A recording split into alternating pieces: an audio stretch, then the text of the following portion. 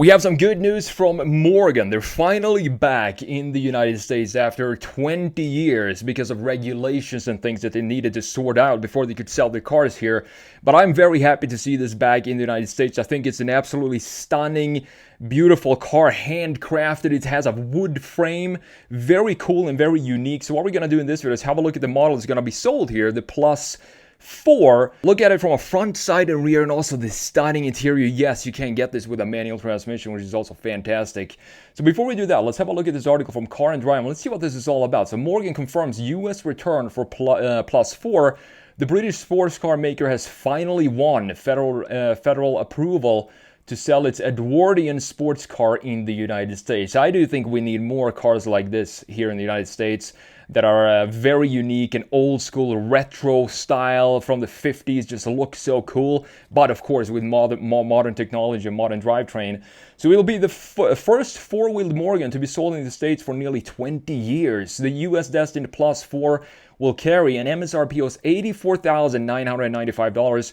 Now that might sound like a lot, and it is a lot of money, of course, but you need to keep in mind that this is hand-built, and for that price, I do think it's a pretty decent price point when you have a hand-built car like this that is also so unique.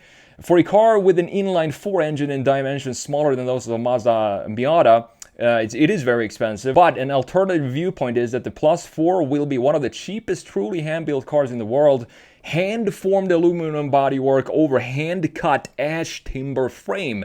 So a lot of hours and man-hours went into building one of these cars. They only have 12 US dealers, and they haven't been able to sell more than 325 cars in a single year. I do think that's probably going to change when we get this beauty over here. Morgan is the first automaker to successfully navigate the bureaucratic complexities of getting a modern replica of an older car approved for US sale, something that has allowed the Plus 4 to be exempt from many modern safety features that would have been impossible for Morgan to satisfy. So you still needed to create a new onboard diagnostic system for the BMW Source 2-liter engine capable of meeting California Air Resources Board's requirements, and the Plus 4 will be sold alongside this Super 3 tricycle, which is actually what they started with back in 1910 when this company was founded. They had a model in 1912 which was a three-wheeler, and it looked very, very cool, super small as well. The reason why they've been able to sell the Super 3 here is because that is imported under motorcycle standards. When you have four wheels, you got to go up to car standards. So the Morgan Plus 4 is a roadster produced by the British manufacturer Morgan, of course, from 2020. That's when it started to build this car. It was initially intended to be revealed at the Geneva Motor Show in 2020, but since we had the pandemic of the time, they did an online launch for this car instead in March of 2020. The Plus 4 is a second model after a Plus 6, which is also a beautiful design, to be developed by Morgan's new bonded aluminum CX generation platform. However, it still has the ash timber frame, which I think is so cool. It's powered by a 2-liter BMW inline 4, putting out 255 horsepower and 258 pound-feet of torque. That is the same engine that you get in the BMW 330, for example. It's a very good engine.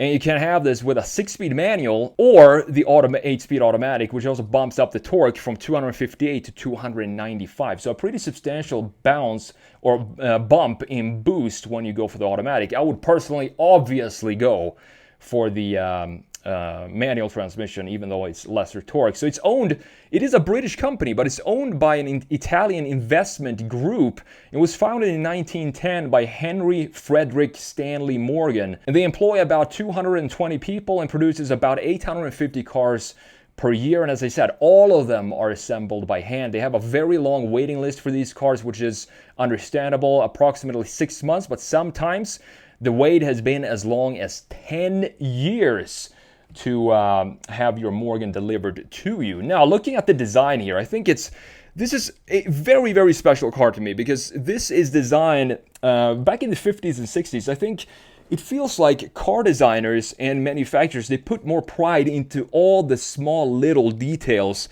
in the car. For example, this detail here, and we have these ridges in the side, looks very, very nice, almost aviation style. We have a chrome bezel around the headlights, and the headlights themselves are 100% modern. They're full LED headlights here, and we have the beautiful grille in the front end as well. But the overall styling still has the original 50s styling for the first Plus 4 Morgan, which has, instead of the letters plus, it has a plus sign in the model name. I also love the wheels. So you can see that the wheels look like they should be thinner than this because we have this old school wire rim, but the wheel itself is actually pretty fat here. It looks like a modern size wheel, of course, adding some stability and also traction for the 255 horsepower you're going to put down to the ground. This is one of my favorite features of this car, to have this curvature here, which is typical for the era where this is inspired by, of course, all with modern technology and modern drivetrains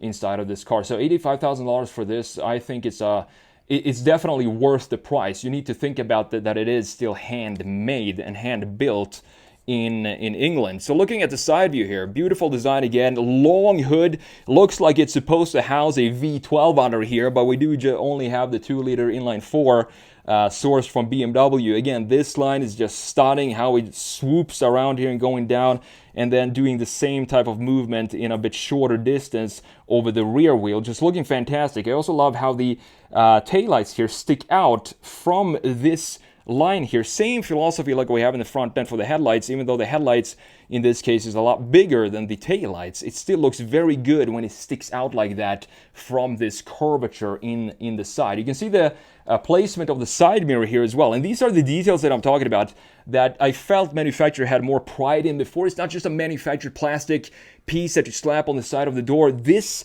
by itself, this side mirror is by itself a piece of art, and all the hardware that we have connecting it to the door, in addition to the door handle down here. It's just a beautiful, beautiful looking design. Now looking at the rear end, they did unveil the special edition, I think last year, which was called the Morgan Midsummer. Maybe it was this year, I'm not sure. But that also is absolutely beautiful looking design. I love the wheels on that car. Those are the wheels that I personally want to have on this, even though this probably look more period correct. But the Midsummer is just one of the most beautiful cars of 2024, in my opinion. Looking at the rear end, love how it slopes down here, creating a very distinct end point. We have the dual exhaust pipes as well. This lower section is where you can see all the modern stuff with these reflector lights here, for example, and also the exhaust pipes. We have this big, beautiful ellipse in the middle for some cooling for your trunk, I would guess. You also have a fabric top, exactly like you want for this type of vehicle that is retro inspired. We would want to have a hard top for this car. And check out this interior. Super modern interior with this old classic styling. To me, it just doesn't get better than this when it comes to a pure driver's car that you want to take down a road in the countryside and just enjoy your Sunday evening in. Now, looking at the interior here, and this is absolutely stunning as well, because we do have a small little gauge cluster here. Look at the screen that we have for whatever information you want here. I do think this is probably configurable. But then you have analog dials all across the dash and physical buttons as well. This looks to be maybe the fan speed here. You have some more buttons in the middle, and of course, the manual transmission right here in the middle, looking stunning in this wood insert that we have going all across in between the passenger and the driver's seat. This is actually the speedometer right here, and this is the tachometer, similar to what they had in the old 2001 BMW Z8. The Z8, by the way, also top 10 BMW's designs of all time. And check this out, this is a cool little feature. Look how many windshield wipers we have. We have 3 small ones, and the reason for this is the windshield is so short that we can't have 2 long ones, because then it will stick up over the top of the windshield itself. So we need to have 3 small ones like this to cover the entire area of this very short windshield. Just the attention to detail here. The only thing that doesn't feel like it's integrated well is the design of the steering wheel. It looks a little off to me. I would like to have a more classic looking steering wheel than what we have in this case. But other than that, phenomenal looking design. And I hope people will buy this here in the United States, because this is a car that I would just stop and stare at if I saw this out on the street. And hopefully that is going to happen by next year.